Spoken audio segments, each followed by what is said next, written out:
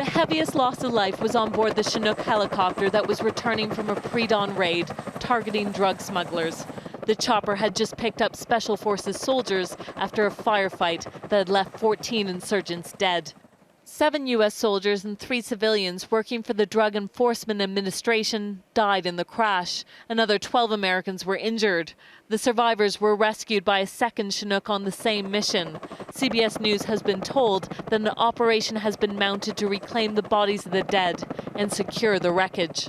It's a claim that U.S. forces deny. We don't believe that either one of them were due to enemy fire or hostile intent. We're still investigating on exactly the cause of it. The second crash in southern Afghanistan involved 2 Marine helicopters, a UH-1 Huey and a Cobra gunship. They collided in midair, killing another 4 U.S. troops and injuring 2 more. One of the dead, Marine pilot Captain Kyle Van de Giesen, a 29-year-old based at Camp Pendleton in San Diego. His family said he and his wife were expecting their second child. Afghanistan is a punishing environment for helicopters. This month alone, the U.S. Army says it has lost 6 other helicopters, 5 to crashes, 1 to enemy fire. This has been the deadliest year for U.S. forces since the invasion, and today was the deadliest day in more than 4 years. 51 Americans were killed in August, the bloodiest month of the war, and with just 5 days left in October, the death toll is already 45. All this comes as U.S. forces battle a steady erosion of Afghan public support. For the past 2 days, nationwide protests have been held against U.S. troops accused of burning the Quran.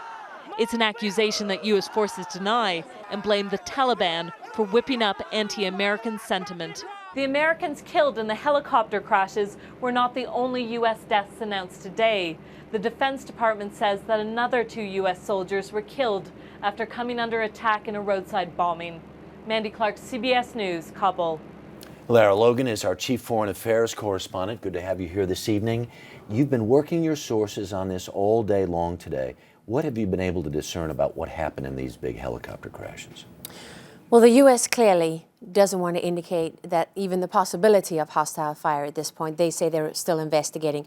What the Taliban is saying, the Taliban commander of that region is saying very clearly that as the helicopter was taking off, when it was still flying low and it was still slow, that's when they hit from the right-hand side with heavy machine gun fire and a rocket-propelled grenade.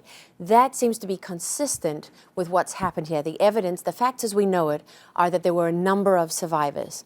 When a helicopter is hit, high up in the air and has a catastrophic crash to the ground, usually there are no survivors. Here there were a significant number of survivors, 12 Afghans and a number of Americans as well. Hard landing, as they say. Exactly, some kind of hard landing.